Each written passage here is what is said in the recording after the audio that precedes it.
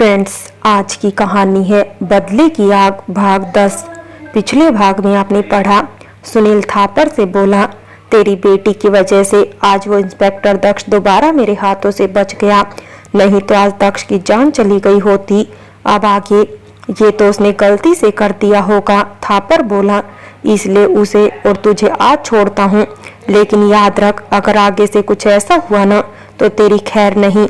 और इतना कहकर सुनील वहां से चला गया। ये सब चिंकी ने भी सुना, लेकिन वह अपने पिता से कुछ भी ना पूछ सकी और थापर भी उस समय अपनी बेटी से कुछ ना कह पाया, क्योंकि वो भी तो सुनील के लिए ही काम करता था। लेकिन उसे ये पता नहीं था कि चिंकी ने सब सुन लिया है और सब समझ भी गई है, और सारी रात चिंकी सो ना सकी। वो दक्ष से मिलकर उसे सुनील के बारे में सब बताना चाहती थी।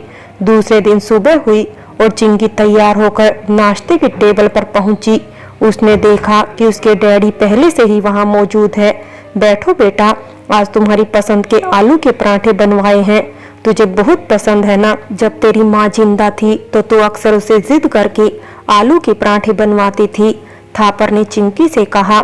डैडी, कल रात वो आदमी कौन था? चिंकी ने पूछा। चिंकी का सवाल सुनकर थापर सन रह गया और बात को टालते हुए बोला, कोई नहीं था, मेरा पार्टनर है व्यापार में, कुछ घाटा हो गया इसीलिए आया था, क्योंकि उसका पैसा ज्यादा लगा था और वो पैसा डूब गया, इसलिए उसका इतना गुस्सा होना जायज ही था। अच्छा, तो ये बात थी? चिंकी बोली। हाँ बेटा, बस इतनी सी बात थी, थापर बोला। लेकिन चिंकी तो समझ ही गई थी कि उसके डैडी झूठ बोल रहे हैं, मामला तो कुछ और ही है। लेकिन उसने अपने डैडी से ये नहीं कहा कि उसने सब सुन लिया था। वो चुपचाप नाश्ता करती रही। चिंकी दिन भर सोचती रही कि उसे अपने डैडी की सच्चाई इंस्पेक्टर दक्ष को बतानी चाहिए या नहीं। इसी उधेड़-बुन में दोपहर हो गई, लेकिन अब चिंकी फैसला ले चुकी थी कि वो इंस्पेक्टर दक्ष को सब कुछ बता देगी, और उसने अस्पताल जाने की सोची। और इधर अरमान चाचा अस्पताल से घर लौट आए थे। वे खाना खाकर आराम करने ही जा रहे थे, तभी मिन्नी ने उनसे कहा, चाचा दरवाजा बंद कर लीजिए, मैं दक्ष से मिलने अस्पताल जा रही हूँ, खाना भी उसी के संग खाऊंगी। ठीक है बिटिया, लेकिन खाना मत लेकर जाओ, खाना तो सिमरन बिटिया लाने वाली थी और वो तो अब तक पहुँच भी गई होगी। मेरे आने से पहले सेठ जी पहुँच गए थे, इसलिए मैं घर आ गया। अरमान चाचा बोले, ठीक है तो मैं जाती हूँ, खाना नहीं लेकर जाऊंगी। और इतना कहकर मिन्नी घर से बाहर आ गई तो थोड़ी दूर पैदल चली, लेकिन उसे कोई टैक्सी ना दिखी। वो सड़क के किनारे टैक्सी के इंतजार में खड़ी ही थी कि तभी एक टैक्सी रुकी और टैक्सी वाला बोला, बैठिए मोहतरमा, कहाँ जाएंगी? और वो हरजीत था। अरे तुम यहाँ, ये इत्तेफाक है या तुम मुझ पर ही नजर रखते हो? मिन्नी बोली। सारी बातें सड़क पर ही करेगी या टैक्सी में भी आएगी? हरजीत बोला। तुमने मेरे सवाल का जवाब नहीं दिया, मिन्नी बोली। ये इत्तेफाक नहीं है, 2-3 चक्कर तो यहाँ के लगा ही लेता हूँ, इसीलिए कहीं आप दिख जाएं। हरजीत बोला। चक्कर लगाना क्या इतना जरूरी है? मिन्नी ने पूछा। इश्क में तो लोग क्या क्या नहीं कर जाते, हम तो केवल आपकी गली के ही चक्कर लगाते हैं मोहतरमा। हरजीत बोला। आपको क्या लगता है आप मेरी गली के चक्कर लगाएंगे और मुझे आपसे मोहब्बत हो जाएगी? मिन्नी बोली। दिल तो यही कहता है। हरजीत बोला। आपका दिल बिल्कुल गलत कहता है जनाब, कोई भ्रम मत पालिए। मिन्नी बोली। हमें तो यकीन है कि आप यूं ही मिलती रहें तो एक न एक दिन आपको हमसे इश्क हो ही जाएगा। हरजीत बोला। अच्छा जी, बड़ा यकीन है आपको खुद पर। मिन्नी बोली। यकीन है तभी तो कहता हूँ। हरजीत बोला। चलिए चलिए, ज्यादा बातें मत बनाइए, देवी अस्पताल की ओर टैक्सी ले लीजिए। मिन्नी बोली। क्यों, कोई बीमार है क्या? हरजीत ने पूछा। हाँ, कल दक्ष पर किसी ने हमला किया था, उसे किसी लड़की ने अस्पताल पहुंचाया। मिन्नी बोली। ठीक तो है ना वो? हरजीत बोला। हाँ, अब वो खतरे से बाहर है, भला हो उस लड़की का जो उसने समय से दक्ष को अस्पताल पहुंचा दिया। मिन्नी बोली। चलिए, भगवान भला करे उस लड़की का। हरजीत बोला। और इसी तरह बातों ही बातों में दोनों अस्पताल पहुंच गए। हरजीत बोला। अगर बुरा न माने तो क्या मैं भी दक्ष को देखने चल सकता हूँ? हाँ हाँ, बुरा किस बात का, दक्ष को भी अच्छा लगेगा आपसे मिलकर। मिन्नी बोली। ठीक है तो मैं टैक्सी पार्किंग में लगा दूं, फिर चलते हैं। हरजीत बोला। और दोनों दक्ष से मिलने पहुंच गए, जहां सिमरन पहले से ही मौजूद थी। मिन्नी को देखकर बोली, दीदी आ गई आप, मैं कब से आपका इंतजार कर रही थी। और ये जनाब कौन है? जी मैं इनका दोस्त हरजीत हूँ। हरजीत बोला, जी केवल दोस्त या फिर खास दोस्त? सिमरन मजाक करते हुए बोली, चुप कर, हर घड़ी मजाक करती रहती है, इसकी तो आदत है मजाक करने की। मिन्नी बोली, जी नहीं मुझे बुरा नहीं लगा। हरजीत बोला, दक्ष तुम्हारे एक्सीडेंट का सुनकर ये भी तुम्हें देखने चले आए। मिन्नी बोली, कोई बात नहीं, अच्छा लगा जो आप आए। दक्ष ने हरजीत से कहा, और अब कैसे हो? हरजीत ने दक्ष से पूछा। अब तो ठीक ही लग रहा है, दक्ष बोला। और तभी सिमरन ने मिन्नी से कहा, दीदी तो चलिए अब खाना खा लेते हैं, बहुत जोरों की भूख लग रही है, तो लगाओ खाना, देर किस बात की। मिन्नी बोली, ठीक है तो आप लोग खाना खाइए, मैं निकलता हूँ। हरजीत बोला, ऐसे कैसे हरजीत भैया, खाना लग रहा है और आप खाना खाकर ही जाइए। सिमरन बोली, जी नहीं आप लोग खाइए ना, मैं अब चलूंगा। हरजीत बोला, रुक जाइए ना, अब सिमरन इतना ही कह रही है तो। मिन्नी बोली, अच्छा तो ठीक है, आप कहती हैं तो खा लेता हूँ। हरजीत बोला, अच्छा जी, मैंने कहा तो नहीं रुके, लेकिन मिन्नी दीदी के एक ही बार कहने से रुक गए। सिमरन बोली, कैसी बातें करती है तू? मिन्नी बोली, सही तो कहती हूँ। सिमरन बोली, अच्छा बात कम कर और खाना परोस। मिन्नी बोली, जी परोसती हूँ। सिमरन बोली। सिमरन सबके लिए खाना परोस ही रही थी, तभी चिंकी भी वहां पहुंची। उसे सिमरन फौरन पहचान गई और बोली, चिंकी तुम आओ, तुम भी हमारे साथ खाना खाओ। अरे सिमरन तुम यहाँ कैसे? चिंकी ने पूछा। अरे ये इंस्पेक्टर दक्ष मेरे भैया हैं, जिनकी तुमने जान बचाई थी। सिमरन बोली, अच्छा तुम ही चिंकी हो, तुमने ही दक्ष की जान बचाई थी। मैं दक्ष की बड़ी बहन मिन्नी हूँ। मिन्नी ने चिंकी से कहा, जी मैं ही चिंकी हूँ, और मैं तो इंस्पेक्टर दक्ष से कुछ जरूरी बातें करने आई थी। चिंकी बोली, जी कहिए क्या बात है? दक्ष ने पूछा। जी मेरे डैडी हरदयाल थापर से कल रात मिलने कोई सुनील नाम का आदमी आया था, जो कि धमकियां दे रहा था कि तेरी बेटी ने इंस्पेक्टर को क्यों बचाया, अगर आइंदा ऐसा हुआ तो मुझसे बुरा कोई और ना होगा। चिंकी बोली, तुम्हारे डैडी कहीं नाइट स्टार क्लब के मालिक तो नहीं? मिन्नी ने पूछा। जी वे वही हैं। चिंकी बोली, मैं उसी क्लब में ही कैबरे किया करती थी। मिन्नी ने सबसे कहा, ये क्या कहती हैं आप? चिंकी ने आश्चर्य से पूछा।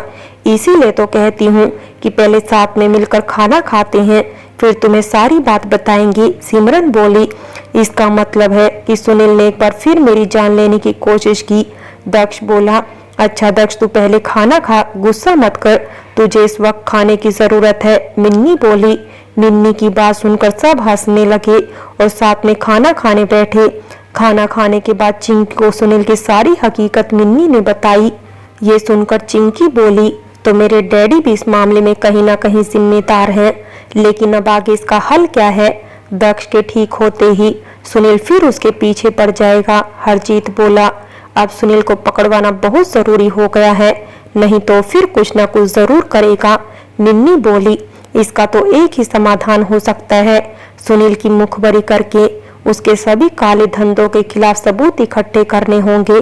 हरजीत बोला, अरे आप तो ऐसे बात कर रहे हैं जैसे कि आप सीआईडी के आदमी हो। मिन्नी बोली, जी मैं सीआईडी का ही आदमी हूँ, ये देखिए मेरा आईडी कार्ड। हरजीत बोला। और हरजीत की बात सुनकर एक पल को सब मौन हो गए, लेकिन तभी मिन्नी बोली, तो आपने अब तक हम लोगों से छिपाया क्यों? जी ऐसे ही ये बातें सबसे नहीं कही जाती, और अब ये भी बात हमारे बीच से और कहीं नहीं जानी चाहिए। हरजीत बोला, तो फिर हरजीत भैया आगे क्या करें? दक्ष ने पूछा। बस ऐसे ही रहो जैसे कुछ हुआ ही नहीं हो। सुनील को ये पता नहीं चलना चाहिए कि तुम मिन्नी के सगे भाई और अमर अंकल के बेटे हो।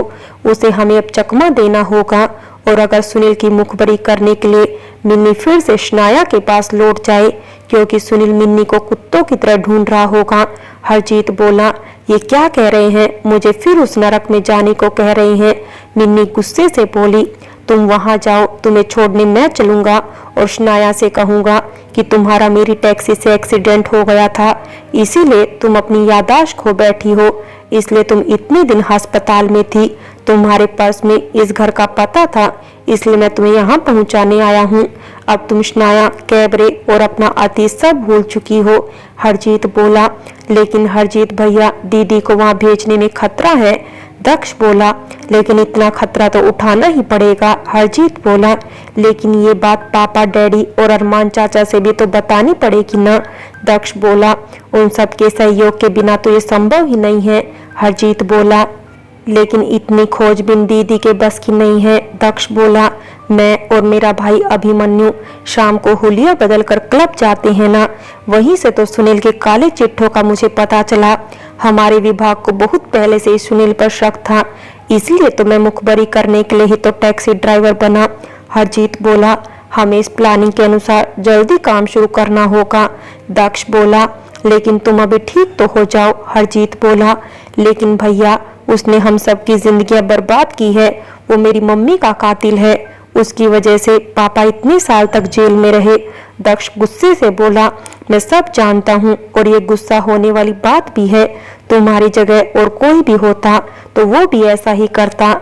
लेकिन तुम्हें मालूम होना चाहिए कि मेरे पिता का भी उसी ने कत्ल किया था। तब से मैंने भी उसे बदला लेने का ठान लिया था। हरजीत बोला। इसका मतलब है सुनील बहुत ही गिरा हुआ इंसान है। दक्ष बोला। और ना जाने कितनों का जीवन खराब करके बैठा है वो। मिन्नी बोली। तो अब मैं क्या करूं? जो मेरे पास जानकारी थी वो मैंने आप सबको बता दी। चिंकी बोली। चिंकी जी, आपकी जान भी खतरे में पड़ सकती है। मुझे बचाकर आप भी अब सुनील के दुश्मन बन गई हैं। दक्ष बोला। लेकिन मुझे जो सही लगा मैंने वो ही किया। चिंकी बोली। सुनील जैसे हैवानों को हर सही चीज गलत ही लगती है। दक्ष बोला। ठीक है, तो मैं चलती हूँ। चिंकी बोली। फिर कब आइएगा? दक्ष ने बेसब्री से पूछा। जी कुछ नहीं कह सकती। चिंकी बोली। चिंकी, जल्दी आने की कोशिश करना, नहीं तो भैया तुम्हारा इंतजार करते रहेंगे। सिमरन मजाक करते हुए बोली। कुछ भी बोलती है लड़की, आप जाइए चिंकी जी। दक्ष बोला। ठीक है, और इतना कहकर चिंकी वहां से चली आई।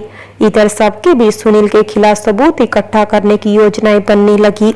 सब चाह रहे थे जल्द से जल्द सुनील जेल में दिखाई दे, और उधर शनाया परेशान थी कि उसकी मारिया अब तक क्यों नहीं लौटी।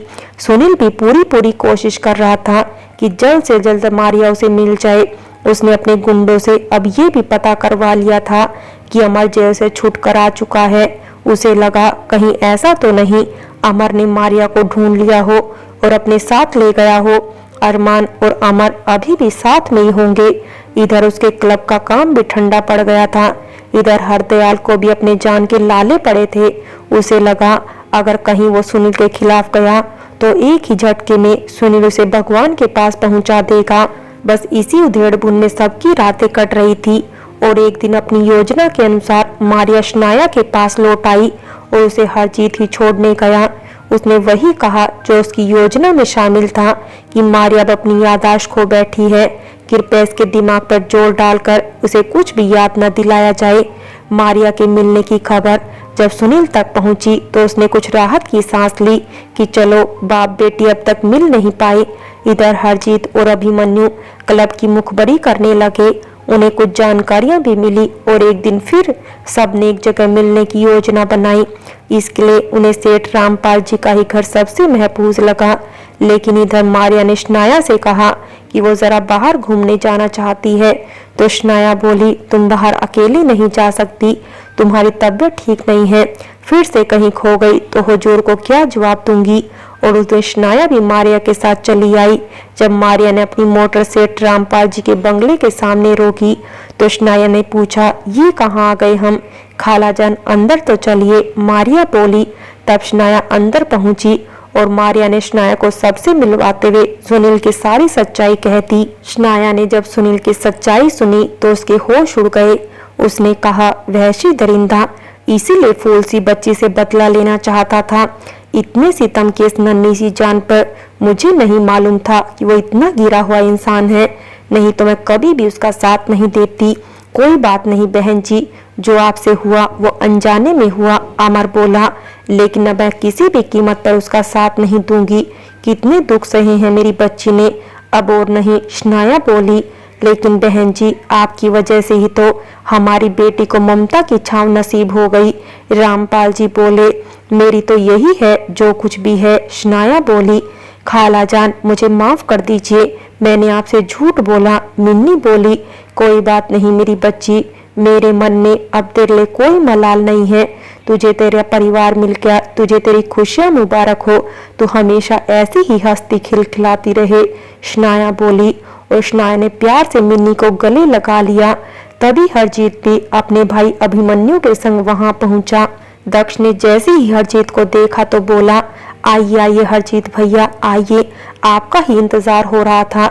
तब हरजीत ने अपने भाई अभिमन्यु को दक्ष से मिलवाते हुए कहा, ये है मेरा छोटा भाई अभिमन्यु। कैसे हो अभिमन्यु? दक्ष ने पूछा। ठीक हूँ, अभिमन्यु बोला। तो चलो फिर खड़े क्यों हो, टेबल पर खाने का इंतजाम है, उस ओर चलकर खाने का लुत्फ उठाओ। सिमरन ने खाने की बहुत गजब की तैयारी की है। दक्ष बोला, तो फिर मैं तो चला, मुझे तो बहुत जोरों की भूख लग रही है। अभिमन्यु बोला, ओए भूखड़, औरों के लिए भी छोड़ देना। हरजीत ने मजाक करते हुए अभिमन्यु से कहा। अभिमन्यु, तुम जाकर खाने का लुत्फ उठाओ, मैं और हरजीत भैया बाद में आते हैं, मुझे इनसे कुछ जरूरी बात करनी है। दक्ष बोला, ठीक है जी, मुझे कोई एतराज नहीं है, मैं तो चला खाने। और इतना कहकर अभिमन्यु खाने की टेबल की ओर आया। प्लेट उठाई और 3-4 मूंग पकोड़े, कुछ हरी चटनी डाली प्लेट में, और जैसे ही चेयर की ओर बैठने के लिए मुड़ा तो उसके सामने सिमरन आकर बोली, ये क्या हो रहा है और तुम कौन हो? तुम्हें यहाँ किसने बुलाया? अरे आप तो वही दुपट्टे वाली मोहतरमा है जिनका दुपट्टा उस दिन मेरे मुंह पर आ गया था और मेरी हड्डियां टूटते टूटते बची थी।